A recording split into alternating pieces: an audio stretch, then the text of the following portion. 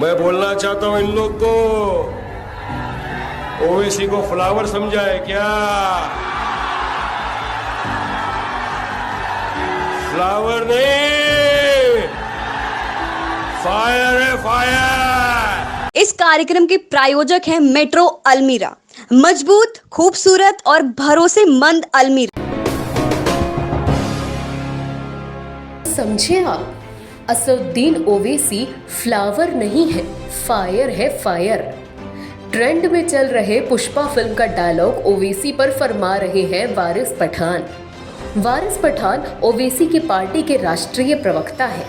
दरअसल आपको बता दें कि असदुद्दीन ओवैसी जो मुसलमानों को उनका अधिकार दिलाने के लिए पूरे हिंदुस्तान में तकरीरें पढ़ते हैं, ओवैसी सत्ताधारी भाजपा ही नहीं बल्कि कांग्रेस, सपा, बसपा, राजद सहित उन सभी धर्मनिरपेक्ष होने का दावा करने वाली पार्टियों पर फायर रहते हैं जो मुसलमानों का वोट लेती हैं, लेकिन उन्हें उनकी हिस्सेदारी देने में आनाकानी करती हैं। ओवैसी की पार्टी AIMIM बिहार, बंगाल के बाद अब उत्तर प्रदेश में चुनाव लड़ रही है।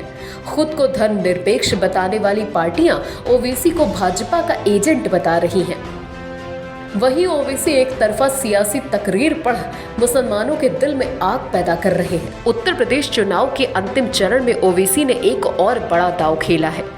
ओवैसी आजमगढ़ के मुबारकपुर में चुनावी जनसभा को संबोधित कर रहे थे, जहां ओवैसी ने मुसलमानों के साथ साथ हिंदुओं की बात करते हुए ऐलान किया कि जो भी हिंदू पीड़ित हो उन्हें पुकार कर दौड़ते हुए मदद के लिए हाजिर रहेंगे।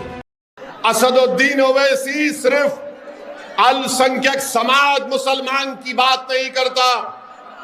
असदुद्दीन ओवैसी सिर्फ दलितों की या अति पिछड़ा आदिवासियों की बात नहीं करता। असदुद्दीन ओवैसी जो कमजोर है उसको ताकतवर बनाने की बात करता था और करता रहेगा। हमने कभी भी मजहब के नाम पर भेदभाव नहीं किया।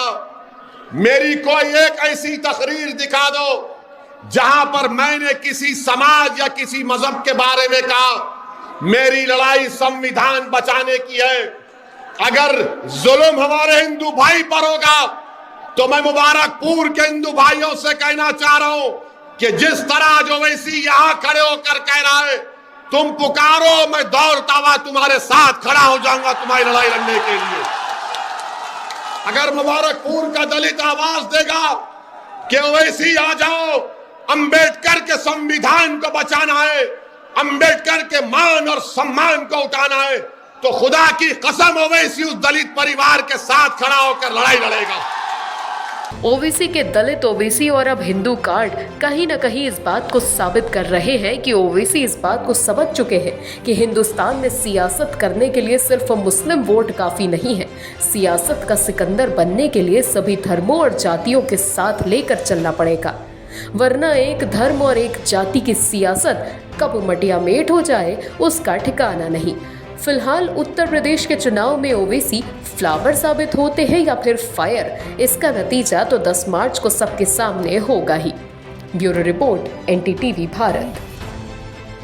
देश दुनिया की ताज़ा तरीन खबरों से रूबरू होने के लिए सब्सक्राइब कीजिए आपका अपना चैनल NTTV भारत।